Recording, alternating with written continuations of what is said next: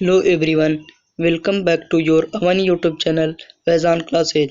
आज हम लोग क्लास 12 हिस्ट्री का चैप्टर 11 जिसका नाम है विद्रोही और राज 1857 की क्रांति। तो आज हम इस वीडियो में इसका पार्ट 2 देखने वाले हैं। इसके पहले पार्ट में हमने इधर के सभी टॉपिक्स को डिस्कस कर लिया था और आज हम ये सारे टॉपिक्स हैं इसके बारे में डिस्कस करेंगे। विद्रोह और नेता, अवध में विद्रोह, अवध और अंग्रेज, संचार के साधन, विद्रोही क्या चाहते थे, लोग विद्रोह में शामिल क्यों हुए, नए शासन की स्थापना और अंग्रेजी शासन का पलटवार। तो ये सभी टॉपिक्स हम इसके पार्ट 2 में डिस्कस करने वाले हैं। यदि आपने इसका पार्ट 1 नहीं देखा है तो लिंक डिस्क्रिप्शन बॉक्स में गिवन है, आप जाकर के वहाँ इसे देख सकते हैं। तो चलिए दोस्तों वीडियो स्टार्ट करते हैं। तो सबसे पहला टॉपिक है विद्रोह और नेता। तो धीरे धीरे यह विद्रोह पूरे देश में फैलने लगा। सभी विद्रोहियों ने इस विद्रोह को पूरे देश में फैलाने के लिए एक अच्छे संगठन का निर्माण किया। ऐसे लोगों को अपना नेता बनाया गया जो अंग्रेजों से पहले मुख्य नेता हुआ करते थे। उदाहरण के लिए दिल्ली में मुगल बादशाह बहादुर शाह जफर को इस विद्रोह का नेता बनाया गया। कानपुर में नाना साहब ने इस विद्रोह का नेतृत्व किया। बिहार में जमींदार कुंवर सिंह ने विद्रोह को संभाला। अवध में नवाब की पत्नी बेगम हजरत महल ने इस विद्रोह को संभाला। वहीं झांसी में वहां की रानी लक्ष्मीबाई ने इस विद्रोह का नेतृत्व किया।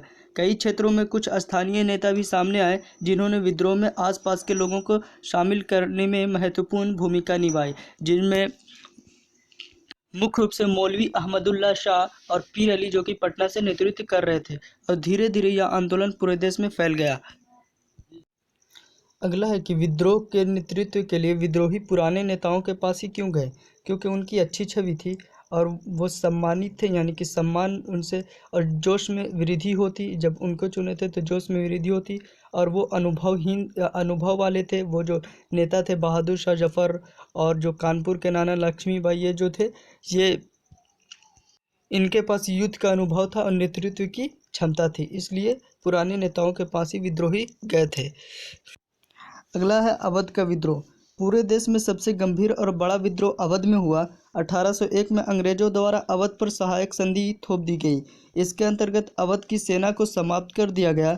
अंग्रेजों ने अवध में अपनी सेना को स्थापित किया और पूरा सैन्य नियंत्रण अपने हाथों में ले लिया।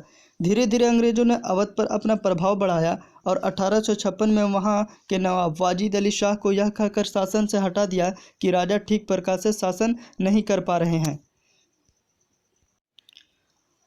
और सामान्य जनता उन्हें पसंद नहीं करती, यानी कि वाजिद अली शाह को पसंद नहीं करती। परंतु यह बात बिल्कुल गलत थी। नवाब वाजिद अली शाह एक अत्यंत प्रिय नवाब थे और सामान्य जनता द्वारा उन्हें पसंद किया जाता था। लॉर्ड डलहौजी द्वारा ज़बरदस्ती अवध पर कब्जा किए जाने के कारण अवध के लगभग सभी लोग बहुत नाराज थे। जब नवाब अवध से विदा ले रहे थे तो बहुत सारे लोग रोते हुए कानपुर तक उनके पीछे तक गए थे। कई लेखकों ने लिखा कि ऐसा लग रहा है कि नवाब के जाने के बाद देश से जान जा चुकी है और शहर की परिकाया बेजान हो गई है। अगला है कि अंग्रेजों ने अवध पर कब्जा क्यों किया। अंग्रेज भारत में केवल लाभ कमाने के लिए आए थे। उस दौर में अवध की मिट्टी नील और कपास की खेती के लिए बहुत ही अच्छी थी, जिस वजह से अंग्रेजों ने अवध पर अधिग्रहण किया ताकि वह वहां पर नील और कपास की खेती करवा कर अधिक से अधिक लाभ कमा सकें। साथ ही साथ इस क्षेत्र को उत्तरी भारत के बड़े बाजार के रूप में विकसित किया जा सकता था, जिस वजह से अंग्रेजों ने अवध का अधिग्रहण किया, यानी कि अवध पर कब्जा किया। अगला है अंग्रेजी राज और अवध। अंग्रेजों के ज़बरदस्ती अवध पर अधिग्रहण करने के कारण अवध में स्थिति बहुत खराब हो गई। अंग्रेजों ने नवाब वाजिद अली शाह को गद्दी से हटा दिया। नवाब को हटाए जाने के कारण दरबार में उपस्थित संगीतकार, कारीगर, बावर्ची और कर्मचारी आदि की स्थिति खराब हो गई। ऐसा इसलिए भी हुआ क्योंकि राजा को गद्दी से हटाए जाने के बाद दरबार को समाप्त कर दिया गया, जिस वजह से यह सभी लोग बेरोजगार हो गए। यह सभी लोग अंग्रेजों के गुलाम बनकर रह गए। अंग्रेजी शासन के अंदर तालुकदारों की स्थिति बहुत ज़्यादा खराब हो गई। तालुकदार वह व्यक्ति हुआ करते थे जो मुगल शासन के दौरान किसानों से कर यानी कि टैक्स वसूला करते थे। अवध पर अंग्रेजों के अधिग्रहण के बाद इन तालुकदारों को हटा दिया गया, इनके सभी किले गिरा दिए गए और इनकी सेना को भी समाप्त कर दिया गया।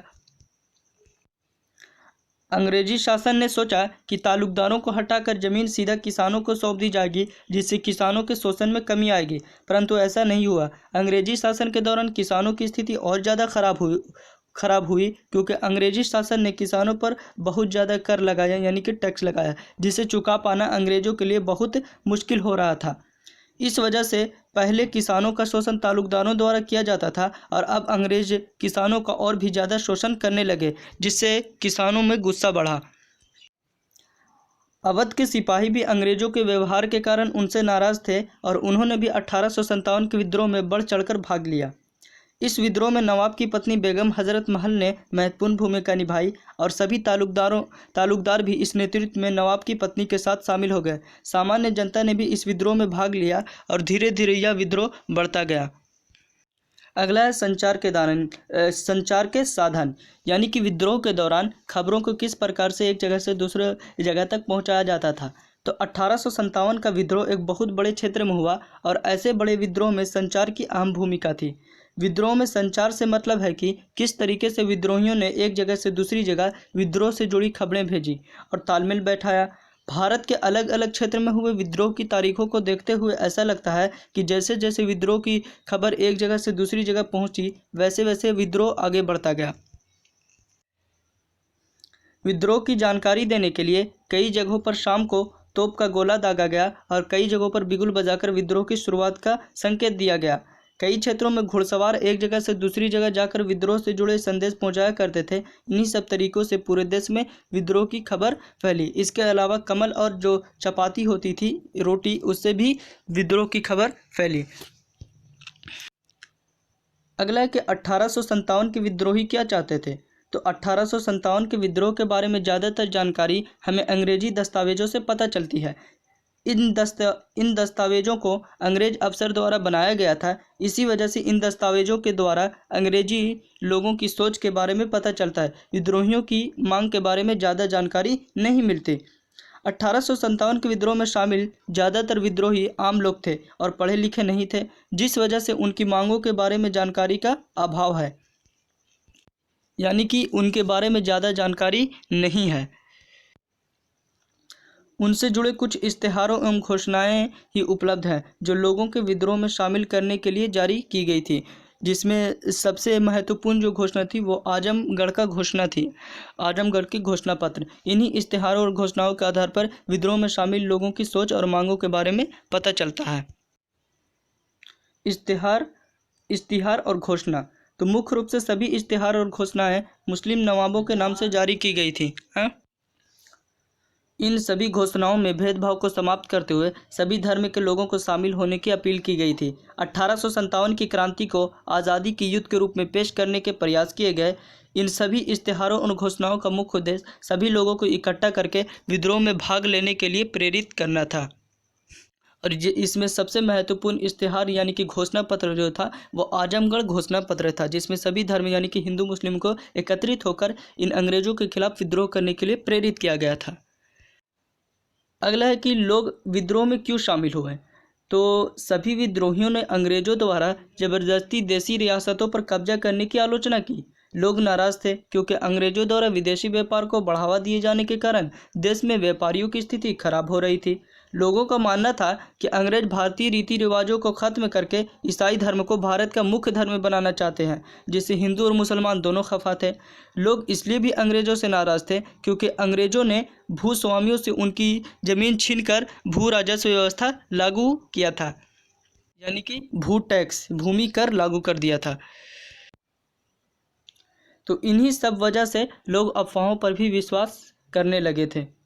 लोग इसलिए भी नाराज़ थे क्योंकि अंग्रेज़ों ने भूस्वामियों से उनकी ज़मीन छीनकर भू राजस्व व्यवस्था लागू किया था। इन्हीं सब वजह से लोग अफवाहों पर भी विश्वास करने लगे थे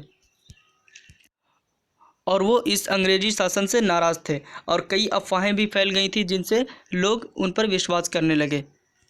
और विद्रोह को बढ़ाने में जो अफवाह थी उसकी भी महत्वपूर्ण भूमिका थी।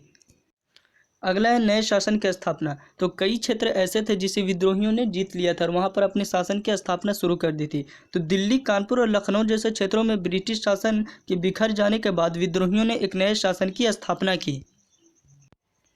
यहाँ के नेताओं ने पुरानी दरबारी संस्कृति के अनुसार विभिन्न पदों पर लोगों की नियुक्ति की, भू राजस्व की व्यवस्था बनाई ताकि सैनिकों को वेतन दिया जा सके, सभी प्रकार के लूटपाट और लड़ाई दंगों को रोकने के आदेश दिए गए, परंतु यह व्यवस्था ज़्यादा दिनों तक नहीं चली। अगला है अंग्रेजी शासन का पलटवार। धीरे धीरे उत्तरी भारत में अंग्रेजी शासन बिखरने लगा। इसे देखते हुए अंग्रेजों ने विद्रोह को कुचलने के लिए योजना बनाई। फौजियों की टुकड़ी को उत्तरी भारत के क्षेत्रों में भेजने से पहले अंग्रेजों ने एक नया कानून जारी किया जिसका नाम था मार्शल लॉ। मार्शल लॉ क्या था? तो इस लॉ के तहत अंग्रेजी प्रशासन ने अंग्रेजी फौजियों, अफसरों और सामान्य अंग्रेजी लोगों को ऐसे हिंदुस्तानियों पर मुकदमा चलाने और उन्हें सजा देने का अधिकार दे दिया जिन पर विद्रोह में शामिल होने का शक था। अंग्रेजों ने विद्रोह के लिए केवल एक ही सजा रखी और वह थी सजाए मौत। उसके बाद आखिरी टॉपिक है दिल्ली पर आक्रमण। तो 1857 में अंग्रेजों ने दिल्ली पर दो तरफ से आक्रमण किया। पहली सेना की टुकड़ी को पंजाब से दिल्ली की तरफ भेजा, जबकि दूसरी सेना को कोलकाता की ओर से दिल्ली की तरफ भेजा गया। दोनों ही पक्षों के बीच लंबे समय तक संघर्ष चला। इस बार अंग्रेजों की लड़ाई केवल फौजियों से नहीं थी, बल्कि अब सामान्य लोग भी अंग्रेजों के विरोध में उतर चुके थे। कम से कम 3/4 वयस्क के पुरुष आबादी इस विद्रोह में, यानी कि जो नौजवान थे वो इस विद्रोह में शामिल थे। लंबी लड़ाई के बाद 1858 के मार्च में अंग्रेजों ने फिर से क्षेत्र पर अपना अधिकार स्थापित कर लिया, यानी कि दिल्ली और जो उत्तरी भारत का पूरा क्षेत्र था उस पर अपना अधिकार स्थापित कर लिया और इस तरह से यह विद्रोह खत्म हो गया।